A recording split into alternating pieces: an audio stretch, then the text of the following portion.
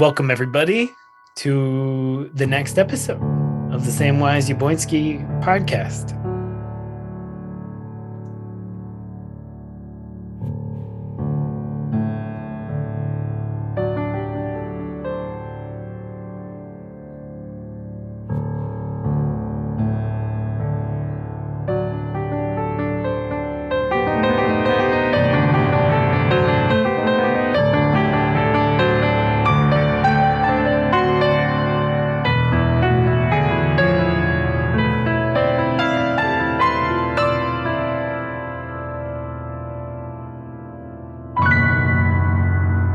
How are you, Sam? I'm very good, Chris. How are you? I'm doing all right. I'm very, very, very excited for our episode today because I've gotten to talk a whole lot of different times in a whole lot of different places about how awesome our staff team is. And it's true every time. And especially, it's been really fun to be working with all of you and to have most of the staff on the pod already and hear a little bit of their backstory. And today we have Lillian Anderson, our wonderful adult programs director. Welcome, Lillian. It's so good to be with you. And I'm so excited that you gave me 3 verys. I mean, this is like a That's big a lot. plus. So, I'm really eager. Yeah. Awesome. And for most of you know who are listening, but if you don't, Lillian, I think you're the ranking longtime staff member, Yeah, right? I guess Or so. I think that Ian? Ian and I came in, but he was the assistant at that point. Right. Yeah. At the So same Lillian's time, been we're 9 here years in. a really long time, which is great, and has really built a truly wonderful program and has joined, obviously, I mean, lots of people have been working with her, but it's been a real joy to get to collaborate with you in so many different ways, both in specific classes, but then in envisioning and especially in these last 2 years, really facing this very strange time and pivoting so gracefully and so enthusiastically to really utterly change the face of how we do adult programs and bring hundreds and hundreds of people have participated in these online programs in the last couple of years, which is really wild how you met this moment and how really the whole adult programs team met this moment. And anyway, so I'm really grateful for that, but even more so excited to hear some more details about your backstory, because the listeners might not know. One of my favorite facts about you, in addition to getting to work with you, is that you were a labor and delivery nurse for how long? Oh, yes. 25 years at Emerson Hospital. Which I love. And so we'll dig into that. And then before that, we share a passion and a love for the theater. And you were in theater for how long before that? Oh, forever. I mean, this is when you've lived a long life. It goes back to 2nd grade. So, Whoa. All right. Yeah. So yeah, tell a little bit of that story. And then where were you in 2nd grade?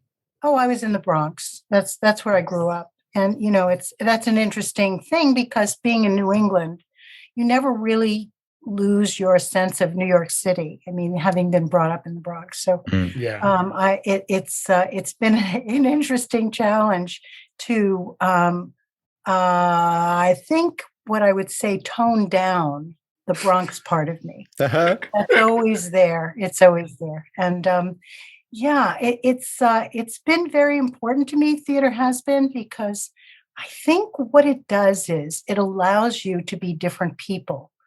And there's so many fascinating people in the world, so that if you're in a theatrical production, you are given the opportunity to change, to be someone else, and to go down deep into who they are. So you can play villains and heroines, and you can sing songs, and you can do so many different parts of yourself, and expand on that. So that's what theater gave me. And so what I did was I've always been interested in 2 things. I've been interested in theater, and I've been interested in medicine. Wow. Even from the time that I was in high school. But I had an experience in high school. I had an English teacher who had just left psychiatric nursing and to become an English teacher. And so she saw that I was very active in theater, and she thought, well, this is a natural place for you to be. And but in my free time, what I would take out, the kind of books that I would read would be medical books. Wow. About it was just an interest of mine from the beginning. And so I had to make a choice about which direction to go. Should I go into theater, Yeah. or should I get a degree in theater, or should I go into nursing?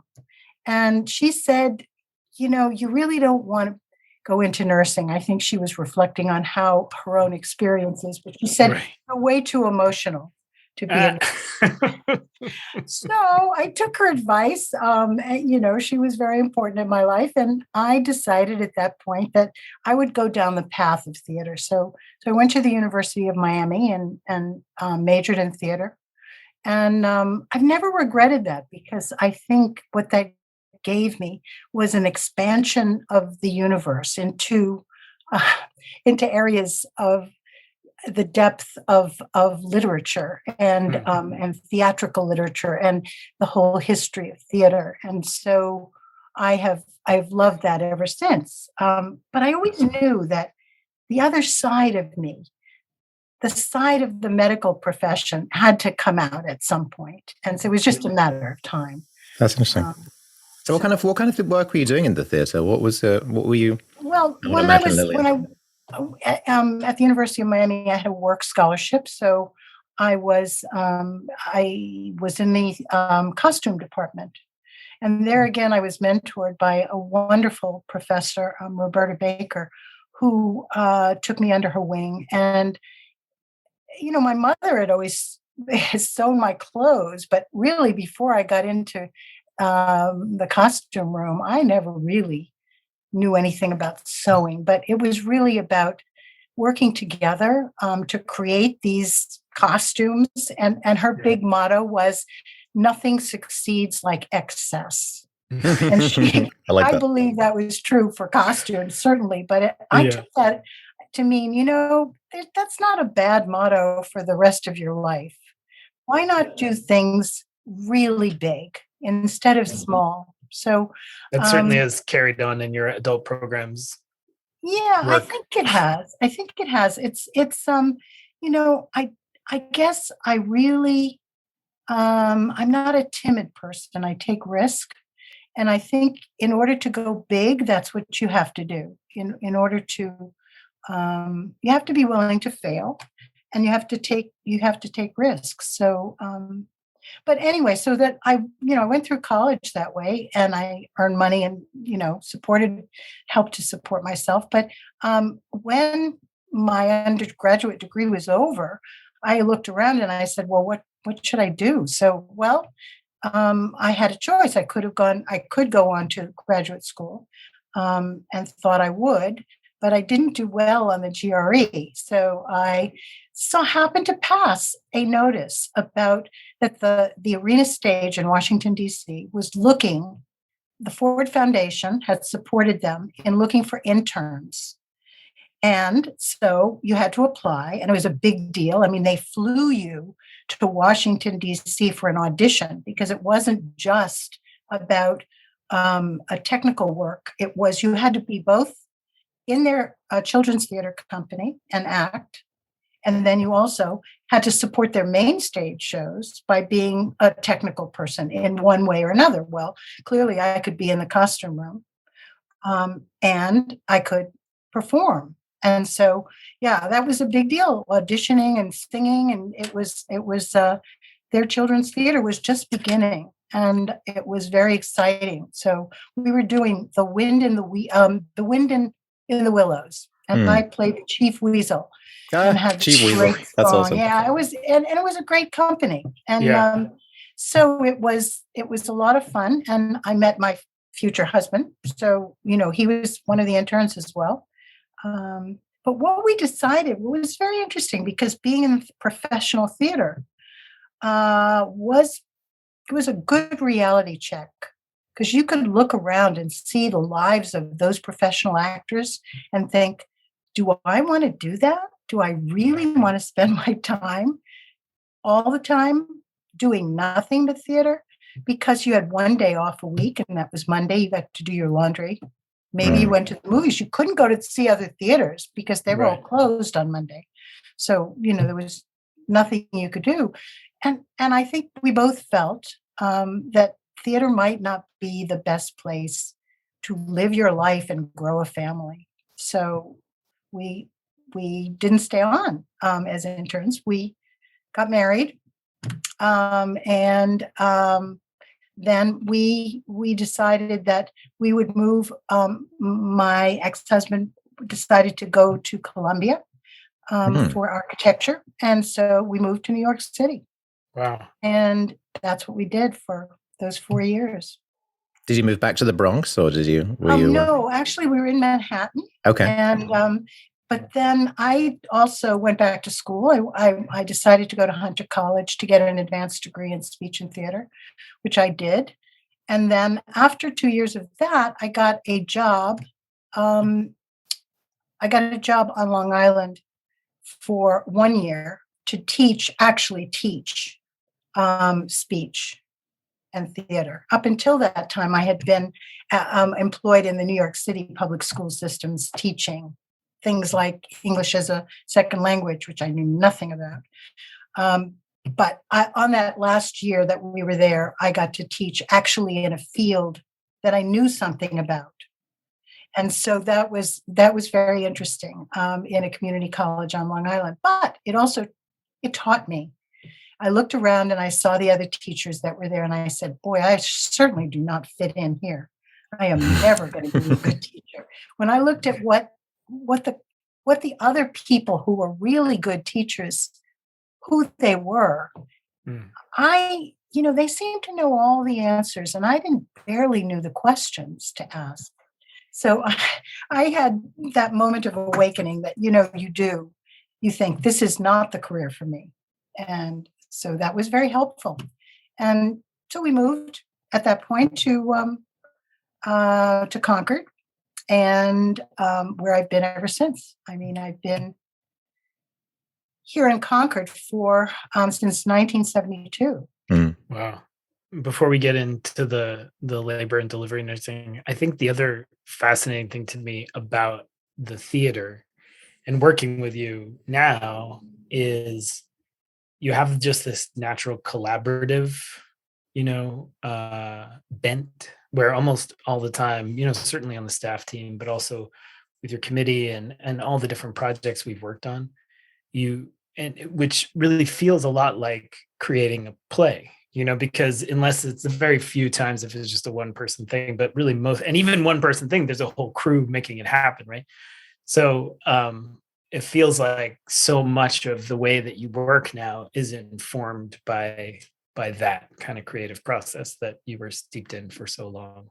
Yeah, that is absolutely true. I mean, you and I both understand the value of theater, that you come together for a purpose that's bigger than yourself. You play a part in that and you make it work. But the interesting thing about it is, which has also always been true in my life, you get to one place, you do a show, and it's over. It's very short-lived, unless you're on, a long run on Broadway, but you do something and it's finished. And I love that about it. I love that you can then go on to another show. That's what you can do. You're not in the same place. And I think I carried that over. I mean, when I think about how the things in my life that I've always done, that seem to be how I operate. It's projects that have a beginning, a middle, and an end, and then they're over. There's a burst in the middle. And you get very energized by being with people and being together and creating something. And that is the same thing is true in labor and delivery. Yeah. I mean, you absolutely have, you're welcoming someone in, they're in crisis, but you're helping them. And then the baby gets born. That's the moment. The birth happens. And then it's over. And you're you complete that task, you complete that experience, and then you move on to another birth. And so, yeah. So say a little bit about how did you decide, how did labor and delivery kind of happen? And then Yeah, well, that's an interesting story because I knew I wanted to go into medicine. Um, but I had 2 children, and I wasn't going to go back to school until they were, in school themselves. So I looked around and I said, "Okay, what can I do? What am I interested in?" And that's when I started reading everything I could possibly read about birth and about maternity and about, women's issues. And so I got involved as an activist in, the movement to support midwifery. So there was an organization called Massachusetts Friends of Midwives, and I got involved with them as a volunteer. And it was very, very satisfying at that point. This is now, I'm talking about, um, early 70s. So this is the women's movement in its full force. Mm.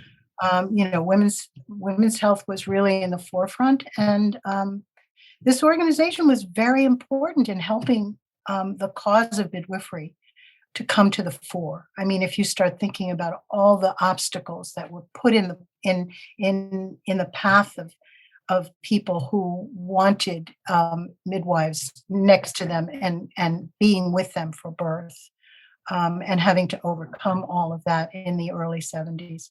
Mm. So it was hard work and exciting, and that's what. And also, of course, it was about, not only midwifery, but it was about home birth, yeah. because of course that whole aspect of the culture and the life in Massachusetts was there. There were many, many obstacles put in that path. So we worked hard, to try to get the legislature to pass various bills about supporting midwifery, licensing midwives. And, it was just interesting. But that led me to the place where I could then go to school to become, a nurse. And I wanted the easiest path I could take. I mean, I'd already had an advanced degree and I wasn't going to spend a lot more time learning. And so I went to a community college. I went to Middlesex Community College. Oh, my dad taught there for a little while, biology. Really? Yeah, What yeah, did he yeah. teach? Biology. Mhm. Huh. Yeah. You actually might have overlapped even weirdly. Anyway, okay. And then how many births? Oh Yeah. gosh. How Well, many children did you birth into the world? 25 years. And by the way, I didn't mention this before, but I worked the Uh-huh. night shift. Okay. Night So shift, wow. and I chose that You still work the because night shift. I do. I absolutely. Anybody who knows me knows A that I don't graveyard do shift at well. First Let me Church. tell you, 12 o'clock in the noon is about the beginning of my day, and yeah. But that was an extension of theater. I mean, think about it. If you're in theater, you're not going to sleep at 11 o'clock at night. You're going to Right, sleep right, at right. 1 or 2 Mhm. because you have to unwind from whatever it is that you're doing. So I chose to work the night shift, it was wonderful. I loved being awake at night. Mm. It was hard. I mean, it takes its toll on your body, but it's there's a different peace that happens at night. Although I will say that for labor and delivery, it was never really totally peaceful because you never knew who was going to walk through the door. And Right. And the babies are babies. coming when the babies are coming. Yeah. Exactly. And so, we had lots of activity even if we didn't have all, it's not true that all the babies get born at night. There's activity that happens, membranes rupture, etc. People go into labor, but that doesn't mean that they're going to give birth on the night shift. But I would say over time, maybe, I don't know, close to 1,000 I witnessed. Wow. That's What? awesome. Oh my Yeah. God. And the truth is, I mean, as a nurse, you're supporting someone. You're not, there have been births that I've had to deal with, of course. Every nurse has been in that situation where you've had, either the doctor isn't there quick enough, or the baby comes unexpectedly. But there are things that you learn about having Mm. being with a woman and catching the baby. Mm. Well, and obviously, with all due respect to whatever privacy issues, but are there a couple of the births that kind of stick out in your memory? Memorable births. Well, there was one. Actually, it was Really? on Labor Day. It was on Labor Day, and someone was coming in, and they did not make it into the hospital. We had the birth outside Oh, wow. in the car in the parking lot. Wow. Yes, on Labor Day. And On Labor it was Day. good. There were enough. There were, I think, 2 or 3 of us there, nurses, because of course we couldn't get the doctor there, because the Wow. doctor, even if they were coming down the hall, they wouldn't have made it. We Wow. barely got to the car. And that was very exciting. Wow. So wait, you're in the hospital, you get the call that somebody's on the way and somebody's in the car, and you just Exactly. ran And out so to the we car? ran out to the parking lot, And how and far we, along were of they course, when you got there? oh, pretty far. The baby's head was pretty much there. So, I mean, what are you going to do? You put out your hands and you get what you need. And fortunately, we had a table full of instruments that we needed, but we Wow. didn't use them. We just barely got Yeah. the baby out. Wow. Then went inside and did the rest. And of course, the doctor, was there by then. But Wow. sometimes you only have seconds. So, what are you going to Yeah. do? Do you remember what kind of car it was? It was a big car, fortunately. Yeah, it was like an SUV. What kind of car? What? I know, it's like That's funny. the silliest You ask question. that question? I'm just like fleshing out the picture in my mind. Yeah, I just want to be able to see this scenario. That's awesome. Yeah, like a Volkswagen Bug somehow is Oh, a different no. thing It than a was big not old a tiny station car. It was a wagon. big car. So Yeah. this child is now probably in an undergraduate Oh, yeah. or in the Yeah, or I older. guess Yeah. I can't In their remember 20s? exactly when that was. Yeah. Wow. That's awesome. That's amazing. Yeah. I wonder if that it family was- tells that story. I bet they do. right. Oh yeah. I'm sure it's obviously was memorable for all of us, but in a different way. Women who are giving birth, obviously it's their baby, and Right. they're it's profound for them. It's for someone who's supporting them, it's our profession to do that. And I think you as a minister, Chris, that's your profession, so you learn how to do it. And but you also, it's only one part of that job for you, right? Yeah. It's not the totality that it is for the woman who is giving Right. birth, Right. or Right. the woman who is coming to you, or the man who is coming to you for counseling. That the impact that we have as individuals on each other is one of those things that I don't know how you can assess that.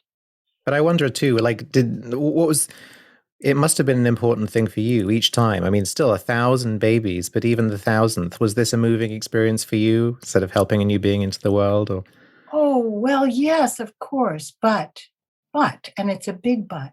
I will say this as a cautionary tale, that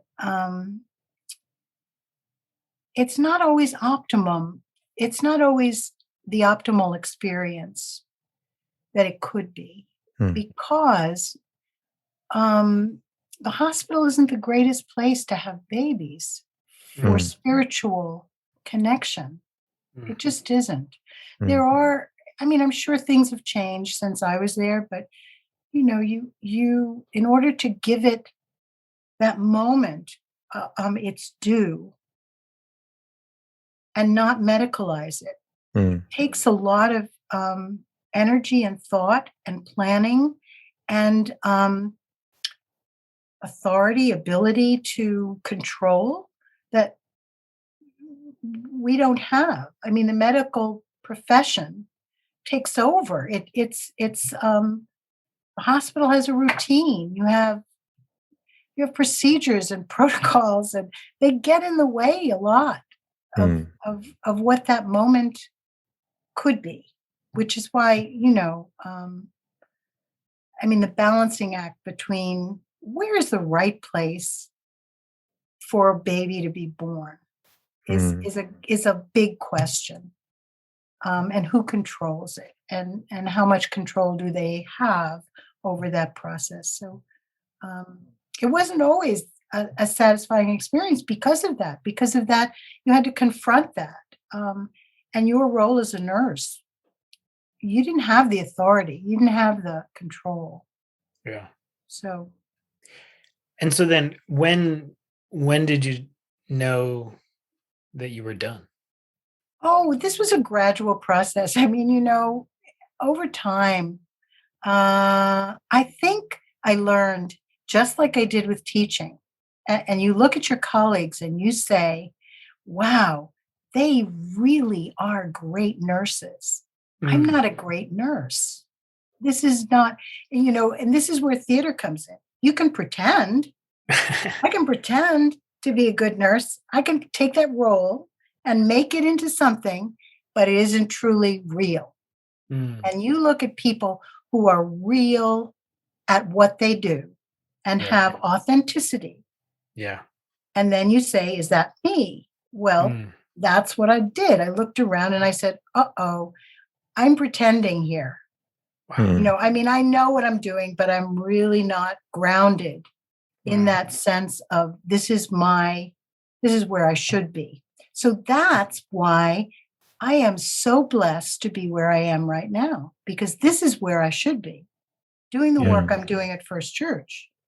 For the first time in my life, That's interesting. it has all come together, because all of those things that I learned, by the way, in theater, teaching, as a nurse, and also I did some work with travel and doing tour companies and that kind of thing, has all brought me to this place, which my understanding right now is that all those skills that I learned along the way, I can now put in to one and work with people to help them find their place and what they do best, so that we can create these programs for this congregation that have a sparkle and a life.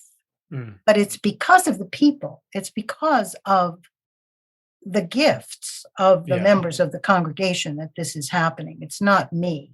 I'm working with people who will create this thing, or whatever it is. And the programs have been exciting, but it's been mostly because I have to say that the congregation is so amazing in its depth, breadth, interest, curiosity. Whatever it takes to build programs is here, and their willingness to do it. So, yeah, and I think, we're also, as a team, the staff team, and I will say that a lot of that has to do with your skill, Chris, in finding each of our strengths and allowing each of us to be able to flourish, to be able to expand into that in a way that we've not had before, and also to collaborate with each other, so that we are actually it's pulling in the same direction. Right. And so we are able to do that. And it's been a real gift to work at First Church for me, because of all of those things. Yeah, I agree. I've been really amazed. I keep thinking of a couple images, like, there's these classic heist movies where you sort of go in with, like, Italian Job is kind of like that, and they're putting the team together and they're like, oh, we need an explosives guy, and oh, we need a safe cracker, and and you kind of go into everybody's little backstory, and I feel like we sort of are like that, where it's like, oh, who knew that we needed a religious educator that was also a digital filmmaker, that was also a storyteller, that was also and then, oh, poof, here we are, we have Nate Sellers. There's a really and look at Sam. I mean, for example, just that's amazing. Yeah. what he brings to the forefront is in terms of understanding the academic perspective of things, and how, I mean, we all have different skills. Some of us are surface people and have a long view, and others are deep people. And Sam is one of those people. You're always looking at a different angle, and well, leading those Zoom workshops on intro to UU history and theology that we did some months back. That was like a real extension of my. I didn't think that this was my wheelhouse, and it's like, okay, here I am. I'm leading a workshop with Lillian and Cora on moments in the history of UU. This is some new skills for me, but it was great fun, and I'm really proud of myself that I did that and that we did that together. And yeah, so it's been exploration for all of us. Yes, it has. But I mean, you're right. You may not know anything about that particular subject, but you know how to get into it. You know how to find out. Yeah, that's what I mean. Exactly. To know. So yeah. No, it's been well in the history group. Look at the history group that's just started, and that we're both. Yeah, we have a great history group now, and that's really essential when you think about. Any congregation, they need to know where they've been, where they come from, and that helps them, informs them as to where they're going. And so, and I should plug that. So anyone listening to this, we have an awesome First Church history group that at the time of recording this is, I think, about a year old, and our First Church historian, John Howe, is going through all of our church archives and scanning them and making them available for these awesome presentations he's giving to the group at our monthly meetings, and anyone is welcome to join them. And it's been absolutely fascinating to learn more about the role of women in the earlier history of First Church, the history of our ministers. I'm really excited to be part of that. Yes. So one of the other pieces that we've had in all of these podcasts is a time for you to ask us questions. And for those of you who don't come to our staff meetings, which is most of you, Lillian often is quick with some questions and follow-up. So, yeah.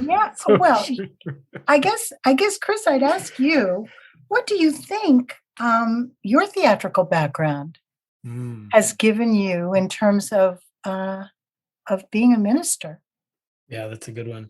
So I went to the Fenn School, which is right up the street from where Lillian lives in Concord. And the very first play I ever sort of really held was we did Fiddler on the Roof, and I was Tevye.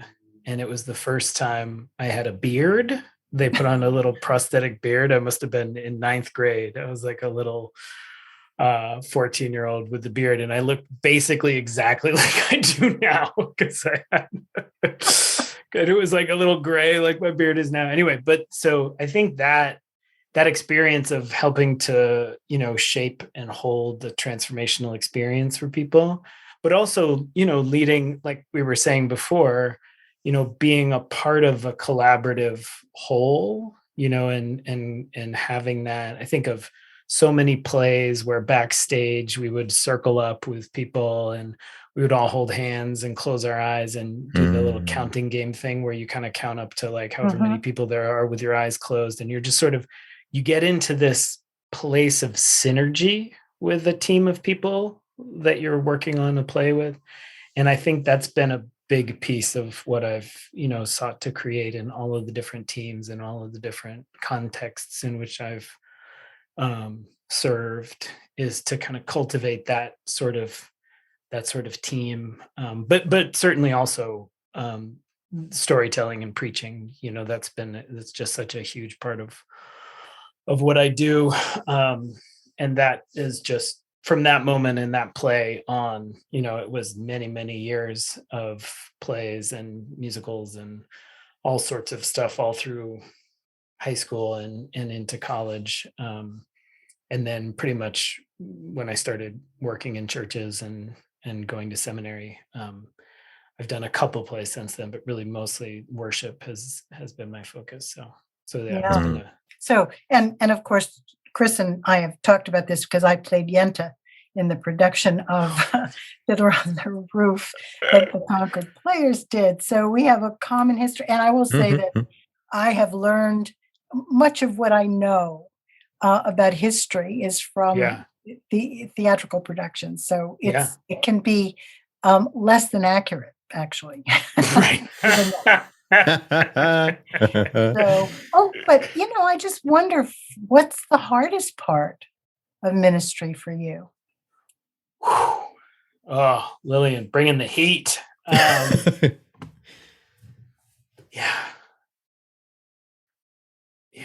Well, so I think ministry writ large, I think there's two questions in that. There's like pandemic ministry and there's ministry, right? So like ministry in general, I think one of the hardest parts of ministry for me personally is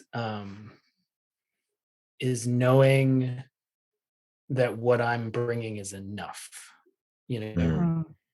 because there's always more that I could be doing. There's like, I could always put another hour into the sermon. I could always make more phone calls. I could always write more thank you notes. There's literally, I used to build houses professionally, and we could build a house perfect and we would be done. Like we'd be like, that wall is exactly 90 degrees. Every seam is perfect. The paint is perfect. The carpet's perfect. And now we're done. And it was deeply satisfying because you could really finish stuff and you could really walk away and you'd be like, that's great.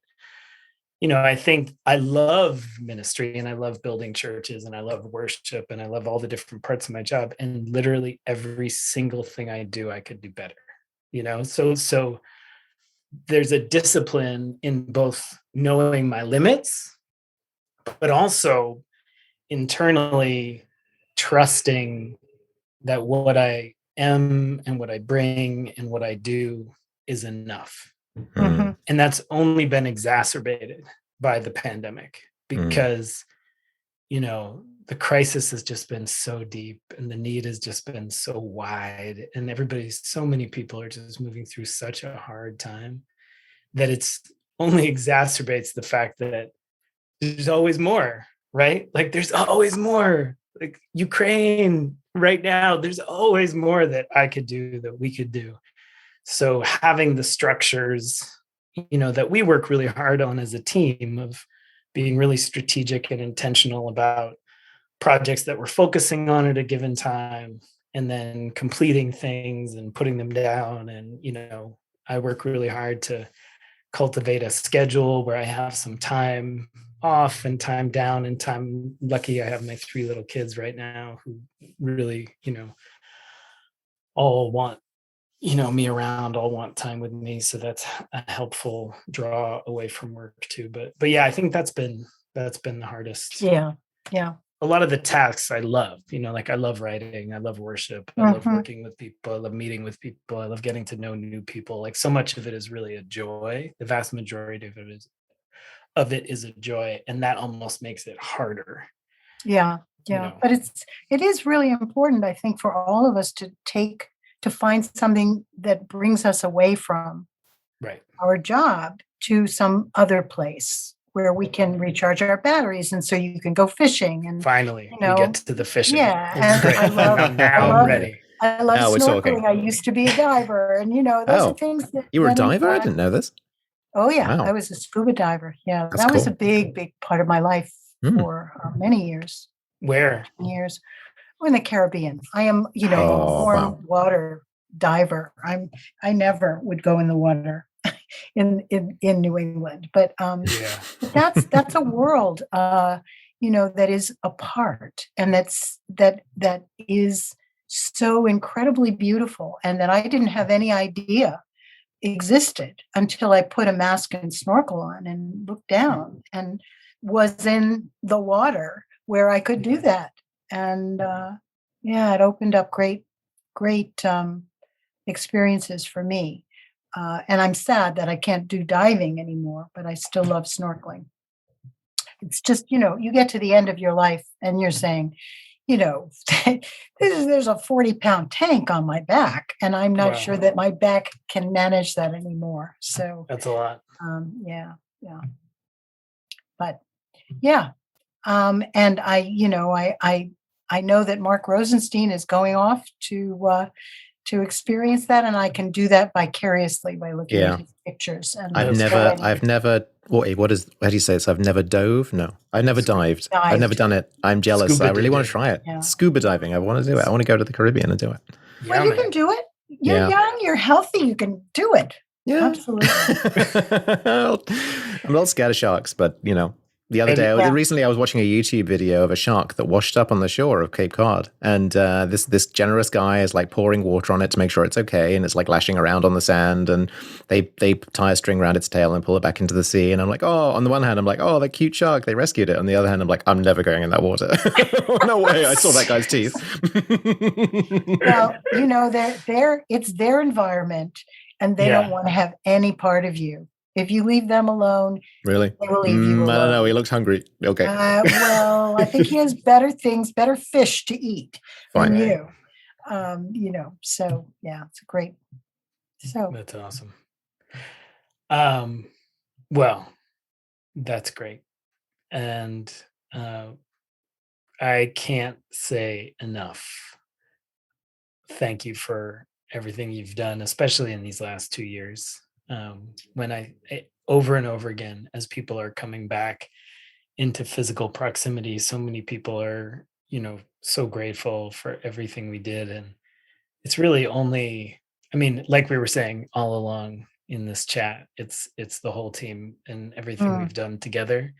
But a huge part of it was so many programs. And it really is hundreds and hundreds of people that have participated in some way or another over the course of these last 2 years. Which is really striking how many folks and they just keep coming. They just keep coming because people are eager for connection, and they're also eager to help put these programs together because they have ideas. And without those ideas, we can't come up with the program ideas ourselves. So whatever ideas are out there, please just contact us and let us know, and we'll put together a program. Awesome.